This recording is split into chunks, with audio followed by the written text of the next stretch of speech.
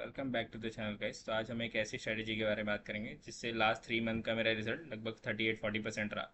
जबकि निफ्टी का आप अगर रिजल्ट दोगे तो 6.8-6.9% के आसपास था उस पर्टिकुलर पीरियड में। सो इस स्ट्रेटजी का नाम है वीसीपी पैटर्न।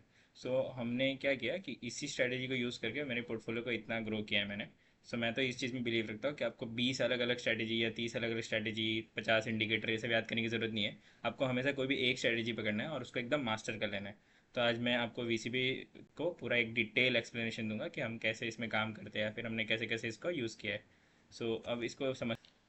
वीसीपी मतलब होता है वॉलेटिलिटी कॉन्ट्रैक्शन पैटर्न। तो अब आइए इसको समझते हैं। तो पहले हम अपना, ये कोई थियरी नहीं है, तो पहले मैं आपको अपना वेरीफाइड पीएनएल दिखा देता हूँ। ये मेरा वेरीफाइड पीएनएल है।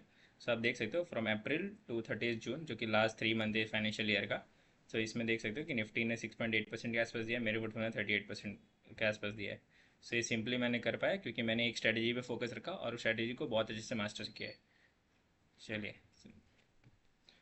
इस वीडियो में हम मेनली 4 चीज़ें कवर करने वाले हैं। पहला, कि वीसीपी क्या होता है और ये काम कैसे करता है। दूसरा, 4T फ्रेमवर्क, जिसको हम वीसीपी आइडेंटिफाई कर सकते हैं। जैसे कोई भी चार्ट में दिख रहा है आपको, अब उसमें वीसीपी बन रहा है कि नहीं बन रहा है, उसको आइडेंटिफाई करने का 4T फ्रेमवर्क है। उसके अलावा रिस्क मैनेजमेंट कैसे करना है, थर्ड पॉइंट है हमारा, कि रिस्क मैनेजमेंट कैसे करना है, स्टॉप लॉस कैसे रखना है या फिर कैसे एग्जिट करना है, वो सब चीज़ें। उसका जो फोर्थ है, कि हम 3 ऐसे चार्ट दिखाऊं जिसमें से 2 में ऑलरेडी हमारा ट्रेड हो चुका है, लेकिन एक ऐसा लाइव चार्ट है जिसमें हमारा ट्रेड चल रहा है।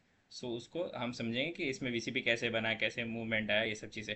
बाकी ये कोई बाय एंड सेल रिकमेंडेशन नहीं है, ये वीडियो पूरा एक एजुकेशन पर्पज़ के लिए मैं बना रहा हूँ, तो इसको ऐसे ही देखें आप। अब समझ लेते हैं कि वीसीपी होता क्या है। तो वीसीपी का जो पहली बार ये टर्म जो कॉइन किया गया था वो मार्क मिनर्विनी के द्वारा किया गया था। ये एक यूएस इन्वेस्टिंग चैंपियन है जिसने अपने लाइफ में बहुत ही अच्छे रिटर्न्स कमाए और ये 2 टाइम्स ये स्टॉक चैंपियनशिप जीता भी है। और उसके अलावा मैंने ये खुद ये पैटर्न इस बुक के पर्टिकुलरली बुक पे मैंने रीड की थी, जिसका नाम है trade like a stock market wizard. ये बुक मैं हमेशा किसी को भी रिकमेंड करता हूँ। तो अब समझ लेते हैं वीसीपी क्या होता है। तो वीसीपी एक ऐसा पैटर्न है जिसमें स्टॉक है ना, वो उसके जब भी स्टॉक प्राइस के बीच में सप्लाई और डिमांड का एक लड़ाई चल रही होगी। तो उसमें क्या होगा कि स्टॉक हमेशा एक नीचे आएगा, फिर तो इसमें होता क्या है कि स्टॉक हमेशा नीचे गिरता है, उसके बाद वो वापस से ऊपर जाता है, फिर वापस पुल बैक लेता है, फिर वापस पुल, लेकिन हर पुल बैक अपने पिछले पुल बैक से छोटा होता है। लेकिन इसका जो रेजिस्टेंस लेवल होता है वो कॉमन होता है। लेकिन ऐसे करते करते स्टॉक है ना एक पर्टिकुलर पॉइंट पे जब ये बहुत छोटा पुल बैक लेता है तो उससे ब्रेकआउट देता है। तो इसको हम वीजीबी समझ बोलते हैं और इसको हम आगे एक एग्जांपल से भी समझेंगे। पहले समझ लेते हैं वीसीपी के सिग्नल्स क्या हो सकते हैं। जैसे इसमें 3 कोर सिग्नल्स होते हैं। पहला, कि प्राइस कॉन्ट्रैक्शन होगा, जैसे मैंने आपको बताया था कि पहला पुल बैक हुआ 25% के आसपास हुआ जैसे। दूसरा पुल बैक 12% हुआ, -12%, और तीसरा -5, मतलब हर बार ये पुल बैक छोटे होते जा रहे हैं। ठीक है। उसके बाद इस पर्टिकुलर टाइम ड्यूरेशन में जब ये सब चीज़ें हो रही होगी तो पर्टिकुलर स्टॉक का जो वॉल्यूम है ना वो ड्राई हो जाएगा। और उसका जो पिवट पॉइंट बना है कि जो पिवट पॉइंट है हमारा रेजिस्टेंस लेवल, उस पर जब भी वो ब्रेकआउट देगा तो बहुत ही टाइट ब्रेकआउट देगा और रेजिस्टेंस को तोड़ के और बहुत ही हाई लेवल पे वॉल्यूम के साथ ब्रेकआउट देगा। तो ये 3 ऐसे जो कोर सिग्नल्स है इसके। तो तो इसको आप ऐसे इसको आप एज एक स्प्रिंग जैसा भी समझ सकते हो। तो इसमें होता है कैसे कि जैसे पहला पुल बैक हुआ जो कि 25% था, दूसरा पुल बैक -12%, तीसरा -5%, मतलब हर बार जैसे आपने स्प्रिंग को प्रेस किया, ठीक है, तो उसका उसका जो कॉन्ट्रैक्शन था वो हमेशा वो कमज़ोर दे जाएगा। जैसे पहला ज़्यादा प्रेस के साथ ज़्यादा बाउंस हुआ, उसके बाद कम हुआ, फिर कम हुआ, उसके बाद फाइनली वो एक स्टेबल पॉइंट पे आके उसके बाद ब्रेकआउट दे देगा और वॉल्यूम के साथ ब्रेकआउट देगा। तो इसको समझने के लिए हम एक चार्ट देख सकते हैं जो हमने पास्ट में ट्रेड किया है भाई। हम एमवीए चार्ट से समझते हैं। तो इसमें आप देख सकते हो कि ये किसका रेजिस्टेंस लेवल है। यहाँ से इसने पहला इतना बड़ा पुल बैक लिया, फिर उससे छोटा पुल बैक लिया, फिर उससे छोटा पुल बैक लिया, और उसके बाद काफ़ी छोटा पुल बैक लिया, और ये जो इसका पॉइंट है यहाँ से रेजिस्टेंस लेवल से इसने ब्रेकआउट दिया। ये इसका एक प्राइम एग्जांपल है कि ये वीसीपी पैटर्न बना है यहाँ पे। फिर हम एक और एग्जांपल ले सकते हैं जिसको जो अकीको का है। तो अकीको ग्लोबल सर्विस में भी ऐसे ही कुछ हुआ था। जैसे ये देखोगे तो ये पहला बना, उसका दूसरा उससे छोटा बना, तीसरा उससे भी छोटा बना। तो आप ये देखोगे कि अब इसको हम मेजर भी करके दिखा देता हूँ मैं आपको। तो ये पहला बना था, ये अप्रॉक्स देख सकते हो कि लगभग 29% के आसपास बना, ठीक है। दूसरा पुल बैक देख सकते हो, ये बना लगभग 13-14% के आसपास। और तीसरा देखोगे तो तीसरा लगभग 2-3-4% के आसपास बना है। और यहाँ पे इस पॉइंट पे इसने रेजिस्टेंस लेवल पर ब्रेकआउट दिया है। ठीक है। वापस से हम अपने पीपीटी पे चले जाते हैं। आपने जैसे वो चार्ट में देखा था कि इसमें ये हो क्यों रहा था, कि सिंपल था कि जब भी ये हो रहा था, आप देखोगे जैसे ही पुल बैक, जब ये पॉइंट पे वीसीबी बना रहा है तो उस टाइम पे सप्लाई अगर आप देखोगे तो वो एकदम ही सप्लाई ड्राई अप हो रही थी, मतलब सप्लाई खत्म हो रही थी। और जब वो पीवट पे पहुंच रहा है और जहाँ से वो ब्रेकआउट दे रहा है वहाँ पे सप्लाई इंक्रीज हो रही है। तो आप इसको एज ए इंडिकेटर समझ सकते हो कि यहाँ से अभी स्टॉक ऊपर जाने वाला है। बाकी इसको ट्रेड कैसे करना है, इसका रिस्क रिवॉर्ड और इसका रिस्क कैसे मैनेज करना है, वो मैं आगे आपको बताता हूँ। सो सिंपली आप क्या करते हो, तो या तो आप कर सकते हो कि जहाँ से उसने ब्रेकआउट दिया उसके प्रीवियस कैंडल का लो आप एज स्टॉप लॉस मान सकते हो, या तो सिंपली आपको ऐसा नहीं करना तो 2-3% का स्टॉप लॉस लेके हमेशा आप चल सकते हो उसमें।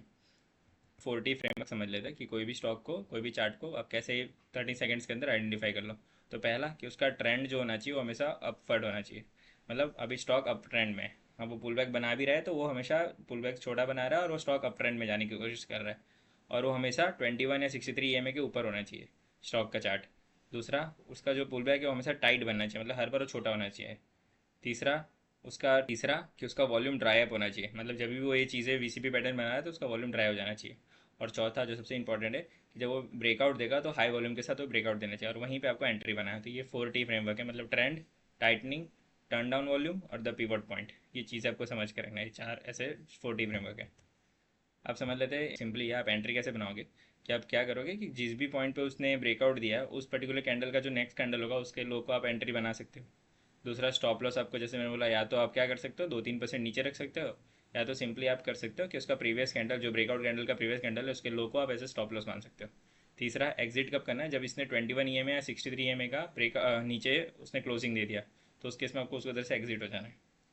और चौथा, अगर ये समझ लो ये बना रहा था, ठीक है, और उसके बाद इसने कभी ब्रेकआउट दिया नहीं, डाउनवर्ड ट्रेंड में चला गया, तो अब इसको मान लो कि इनवैलिड हो गया, तो उस केस में हमको इसमें एंट्री नहीं बनानी कभी भी। तो अब एक रियल चार्ट्स के साथ समझ लेते हैं। तो पहला चार्ट जो मैंने आपको उधर बताया था एमवे का चार्ट था, तो आप देखोगे यहाँ पे ये पहले गया, उसका इसने वीसीपी बना रहा है, ये सबसे छोटा बनाया है। उसके बाद यहाँ पे आप देखोगे यहाँ पे वॉल्यूम ड्राई अप हो चुके थे, जैसे मैंने आपको बताया वॉल्यूम पूरे ड्राई अप हो गया और यहाँ पे इसने ब्रेकआउट दे दिया। तो इस केस में देखोगे इसने सिर्फ 80 डेज़ के अंदर लगभग हमको 52% के आसपास रिटर्न दे दिया था। मतलब इसका रिस्क टू रिवॉर्ड देखो तो 5 to 127 का रिस्क टू रिवॉर्ड है। और अब ये भी देख लो कि हमने इसमें से एग्जिट कैसे किया, जैसे ये पास्ट का हमारा, तो इसमें एग्जिट कैसे हुआ, जैसे अब मैंने क्या आपको बताया था कि ये पहली बार 21 या 63 EMA के हमेशा ऊपर होना चाहिए। तो अब देखो कि चार्ट तो इसने बनाया, उसके बाद इसने यहाँ पे क्लोजिंग दी, फिर वहाँ पे कंटिन्यू यहाँ पे क्लोजिंग। तो इस पॉइंट पे जैसे ही ये 21 EMA या 63 EMA, अगर आप लॉन्ग टर्म ट्रेडर हो तो आप 63 ले सकते हो, नहीं तो आप अगर बहुत ही शॉर्ट टर्म में ट्रेड करते हो, जैसे स्विंग्स बहुत ही शॉर्ट टर्म होती है, तो आप उसमें 21 EMA मान सकते हो। तो यहाँ पे आपको एग्जिट हो जाना है। जैसे यहाँ पे इसने 63 देख सकता है, इसने फाइनली 63 EMA के नीचे आके क्लोजिंग दे दी है, तो यहाँ पे आपको एग्जिट हो जाना है, सिंपल। अब दूसरा चार्ट समझ लेते हैं जो कि अकीगो ग्लोबल्स का है। तो इसमें भी देखोगे तो इसने पहला ये लॉन्ग बनाया, फिर शॉर्ट, फिर शॉर्ट। तो यहाँ देखोगे जब ये वीसीपी बना रहा है तो इसका वॉल्यूम देखो, पहले इतना हाई वॉल्यूम था, फिर वॉल्यूम ड्राई अप हो गया। अब जैसे ही वो ब्रेकआउट देने वाला है तो इसका वॉल्यूम इंक्रीज हो रहा है धीरे धीरे। तो ये एक वीसीपी है, ये लाइव चालू है लेकिन अभी वीसीपी का ब्रेकआउट हो चुका है इस केस में। अब तीसरा चार्ट भी देख लेते हैं। 3-4 गलतियाँ समझ लेते हैं जो नॉर्मल यूजर्स करते हैं या रिटेल में जो भी बिगनर्स होते हैं करते हैं, कि वो ब्रेकआउट से पहले एंट्री बना लेते हैं। जैसे कि हो सकता था कि यहाँ पे अभी इसका ब्रेकआउट हुआ नहीं है यहाँ पे, और उसने यहाँ पे देखा फिर नेक्स्ट कैंडल लो हो गई तो इसमें एंट्री बना ली थी इसने, तो इसने इधर टाइम पास हुआ उसका। या तो हो सकता था इधर इसने एंट्री बना भी ली किसी ने और उसका तो डाउन ट्रेंड में चल जाता, क्योंकि उस केस में तो वीसीपी कैंसिल हो गया। मैंने बोला ब्रेकआउट कैंडल के नेक्स्ट कैंडल पे एंट्री बनानी है, कभी भी उसी कैंडल पे नहीं बनानी। दूसरा हो सकता है कि वॉल्यूम ड्राई अप ही नहीं हुआ, मतलब ऐसा था कि वॉल्यूम कभी ड्राई अप ही नहीं था, वॉल्यूम था। मतलब उसमें क्या हुआ कि अभी भी डिमांड सप्लाई का गेम, ऐसा नहीं कि स्मार्ट मनी एक्यूमुलेट कर रहा है। तो अगर वॉल्यूम ड्राई अप है मतलब आप समझ सकते हो कि जो भी बेचने वाले लूज एंड्स है उसको स्मार्ट मनी खरीद ले रहा है। इसलिए हमको ये बहुत इंपॉर्टेंटली नोटिस करना है कि वॉल्यूम उसका ड्राई अप होना चाहिए। और तीसरा, स्टॉप लॉस नहीं रखते। अगर स्टॉप लॉस ही नहीं रखोगे तो आपका वीसीपी एंट्री होने के बाद भी बहुत सारे वीसीपी फेल हो जाते हैं, तो उसके इसमें आपको टाइट स्टॉप लॉस रखना है 2-3% का, कि आपका कभी भी मनी लूज ना हो। अब जैसे मैंने बोला था एक लाइव चार्ट के साथ आप समझेंगे, जो अभी लाइव है ये। तो ये देखोगे तो ये सुदीप फार्मा का चार्ट है। तो यहाँ पे देखोगे इसने काफ़ी अच्छा एक वीसीपी बना रहा है ये। तो यहाँ पे इसने बनाया, फिर यहाँ पे इसने छोटा हो गया, जैसे वॉल्यूम कॉन्ट्रैक्शन हो रहा है यहाँ पे देखो, और यहाँ पे और छोटा बनाया, और उसका चौथा तो काफ़ी ही छोटा था। तो इसने ये पूरा जो कर्व्स थे वो छोटे होते गए और इसके बाद फाइनली यहाँ से ब्रेकआउट दे दिया। अब ये 21 EMA के ट्रेड जब तक कर रहा है तब तक ये स्टॉक इन इन रेंज है। जैसे ये तो जब तक ये 21 EMA के ऊपर है तब तक ये सही है, जैसे 63 EMA के नीचे अगर क्लोजिंग देगा तो हमको एग्जिट कर जाना है यहाँ से।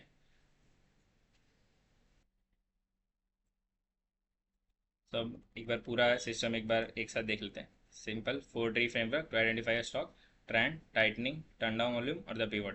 मतलब ट्रेंड अपवर्ड होना चाहिए, टाइटनिंग मतलब हर पुल बैक छोटा होना चाहिए, टर्न डाउन वॉल्यूम मतलब वॉल्यूम ड्राई अप हो जानी चाहिए उस पर्टिकुलर पॉइंट पे जब वो वीसीपी पैटर्न बन रहा है, और तीसरा पिवट पॉइंट जहाँ से वो रेजिस्टेंस ले रहा था वहाँ से उसको बहुत हाई वॉल्यूम के साथ ब्रेकआउट देना है, सिंपल। और एग्जिट रूल है, को कभी भी एंट्री है ना, जो रेजिस्टेंस लेवल का ब्रेकआउट जो कैंडल लेना है उसके नेक्स्ट कैंडल पे आपको लेना है। दूसरा स्टॉप लॉस आपको हमेशा मेंटेन करना है, 2-3% का स्टॉप लॉस। एग्जिट लेना है जब वो क्लोजिंग दे 21 या 63 में, based on your risk appetite. और चौथा, अगर बीसीपी पैटर्न फेल हो जाए तो तुरंत एग्जिट ले लेना है। कभी भी जब तक वो प्रूवन ना हो तब तक एंट्री मत लो। तो अगर आपको वीडियो पसंद आया तो लाइक शेयर सब्सक्राइब करो, और कमेंट में बताओ कि आपको और कौन से चार्ट में बीसीपी पैटर्न दिख रहा है।